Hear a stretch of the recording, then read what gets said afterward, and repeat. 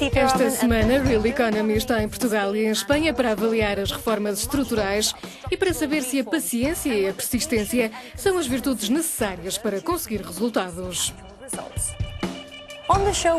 Vamos até Portugal para analisar porque é que as reformas estruturais não são assim tão simples de implementar. Vamos perguntar a Gail Allard, da Escola de Negócios IE, qual é o elo de ligação em falta nas reformas que estamos a implementar. E quanto aos resultados destas medidas dolorosas, focamos um assunto que nos afeta a todos, as reformas do mercado de trabalho e que melhor lugar para o fazer do que aqui em Espanha. Lemos sobre elas nos jornais e vivemos debaixo da sua influência todos os dias. Mas sabemos realmente o que são as reformas estruturais? Tenho um pequeno grupo comigo, vamos perguntar-lhes. Sabem o que são as reformas estruturais? Não sei. Bem, 2 em 3, uma boa razão para fazer um curso intensivo.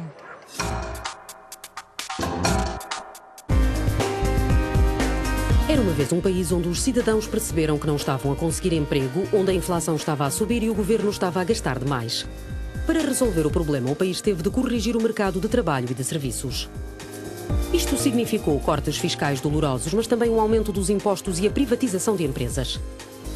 Significou igualmente flexibilizar as leis do trabalho, uma desregulamentação de mercados e acabar com alguns benefícios e subsídios. As dificuldades das reformas fizeram com que os cidadãos se perguntassem se podiam ter esperança num futuro melhor. Algo que demorou tempo. Mas removendo a rigidez das regras, havia mais concorrência e investimento que leva a mais emprego e crescimento. As reformas corrigem desequilíbrios numa economia, mas cada país tem de descobrir individualmente quais as reformas estruturais que funcionam melhor.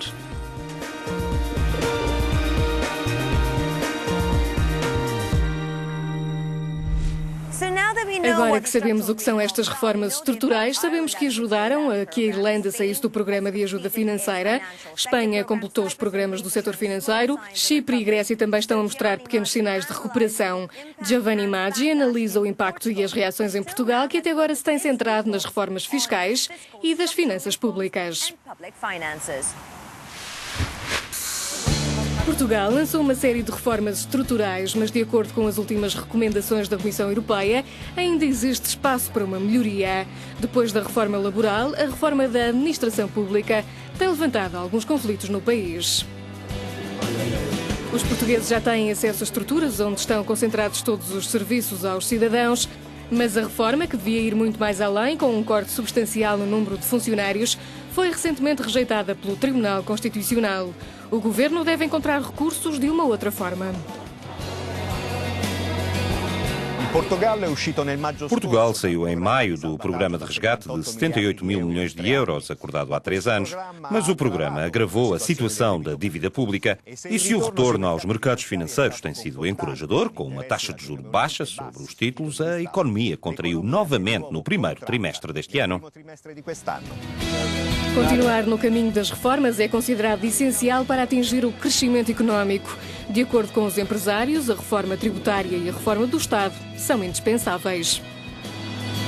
A burocracia que pesa hoje sobre as empresas é asfixiante e impede o seu desenvolvimento normal. Eu posso, com poucos formalismos, fazer a empresa na hora, mas depois tenho 3, 4 anos para licenciar um projeto. Há aqui um antagonismo burocrático que não se aceita. As dúvidas sobre a sustentabilidade da dívida pública foram expressas num manifesto assinado por cerca de 60 figuras relevantes, entre intelectuais, economistas e políticos, e entregue no Parlamento português. O manifesto diz que Portugal, para crescer, para que haja crescimento, e sem crescimento nada se resolve, precisa de aliviar os encargos anuais com as dívidas. Solução no âmbito europeu.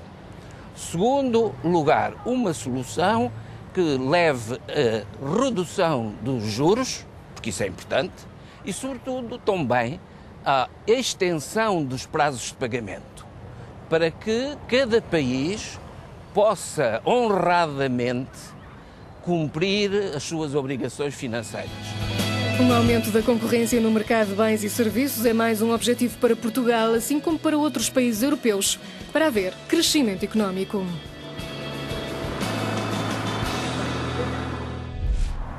Temos vindo a apertar o cinto, o que ajudou a baixar os déficits públicos na União Europeia e na zona euro este ano. Mas a dívida pública ainda é bastante elevada, acima de 100% em muitos países, inclusive aqui em Espanha, Itália e também em Portugal. A coerência da política e das reformas torna-se fundamental para os resultados.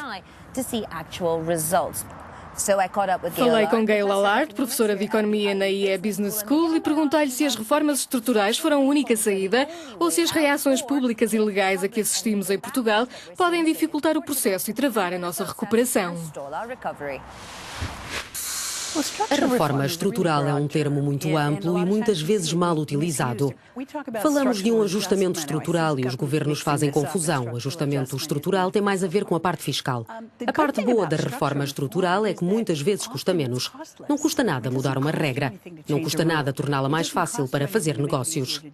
Há muita resistência a nível nacional para com alguém que entra a dizer que o mercado de trabalho agora deve ser semelhante ao da Alemanha.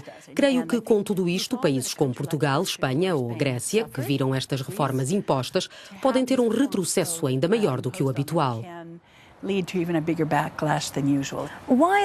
Por que é que não nos focamos na reforma do mercado de bens e serviços, como estes países que falam de reformas estruturais? É surpreendente. Coisas como facilitar o investimento, fechar ou abrir uma empresa, ou alterar as funções dentro de uma empresa, registar um produto ou os direitos de propriedade, estes aspectos não têm um custo. Custa-me perceber porque é que um país como Espanha tem sido tão lento neste tipo de reformas, quando a parte fiscal é tão dolorosa e anti-crescimento. O que faria se estivesse em posição de impor soluções para estimular o crescimento?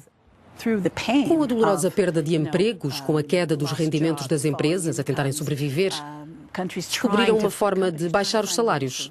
Mas isto não aconteceu para uma melhor gestão dos trabalhadores, com maior eficiência e uma procura de novos mercados. Creio que o momento em que as pessoas percebem que precisam de ser mais competitivas chegou. E é apenas uma questão dos governos aproveitarem esse momento. É preciso convencer bem o público. Isso vai nos ajudar a competir sem a necessidade de gastar. Isso vai ajudar o nosso sistema de pensões a cuidar das pessoas num futuro próximo. As pessoas vão compreender.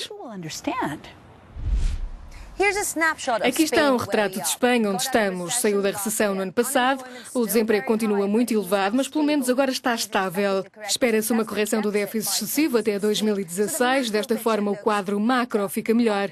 Mas a realidade no terreno é que a falta de poder de decisão nas reformas do mercado de trabalho significa que o país não tem conseguido lidar com o aumento da pobreza e da exclusão social. Mónica Pina foca um assunto que nos afeta a todos. As fábricas de Fuenlabrada já foram consideradas a força motriz industrial de Madrid. Hoje ilustram graficamente a crise económica de Espanha. Muitas empresas fecharam, mas Paco continua a entregar o currículo. Trabalhou como carpinteiro durante 40 anos, mas está desempregado desde 2010. Antes vinha quase todos os dias, agora venho 2 vezes por mês, porque a minha situação não me permite. Desde 2010 eu só tenho contratos de 15 dias ou um mês, coisas do género. Espanha tem sido reconhecida por ter iniciado as reformas estruturais e por ser um exemplo para outros países da zona euro em dificuldades durante a crise. No entanto, as reformas laborais têm sido extremamente controversas. Desde que foram adotadas, há 2 anos, o número de pessoas sem trabalho aumentou, ultrapassando os 6 milhões em 2013. Agora está a diminuir. O total de desempregados era de quase 6 milhões em janeiro de 2012, um mês antes da reforma laboral. Subiu para 6,2 milhões em abril de 2013 e agora caiu novamente para os 4,57 milhões. Para compreender melhor os efeitos da reforma do trabalho, falámos com Juan Iranzo, da Associação de Economistas de Madrid. Estamos a beneficiar com as reformas. Foram destruídos menos postos de trabalho do que antes.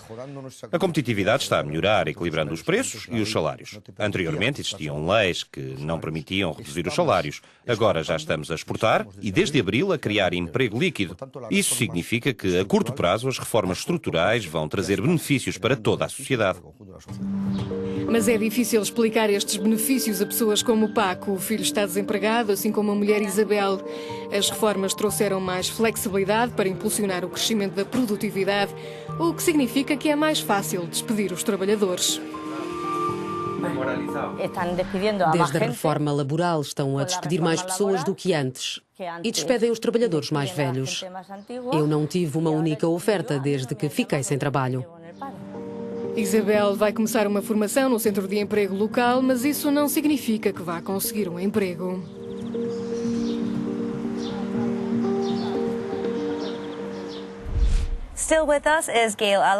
Ainda connosco está Gail Allard. Sobre Espanha, qual o elo de ligação em falta relativamente ao mercado de trabalho neste país?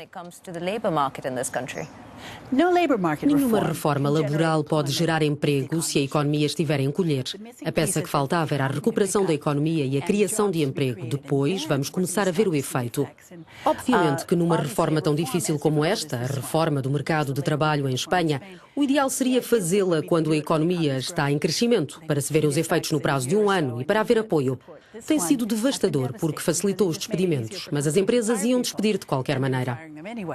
As reformas pedem-nos para cortar, mas para que haja crescimento é necessário espaço orçamental para fazer os investimentos. As altas taxas de desemprego no sul da Europa exigem uma melhor formação dos trabalhadores, outra reforma necessária, assim como ajudar os jovens a entrar no mercado de trabalho. A Europa deve ter isso em consideração para começar a reforma tributária. Esta difícil consolidação orçamental está quase a terminar. Muitos países estão a começar a gerar superávit primário. Acho que as pessoas estão dispostas a mudar, sabem que é necessário implementar estas reformas adaptadas à economia e que são aceites pela maioria da população relutante à pressão dos lobbies.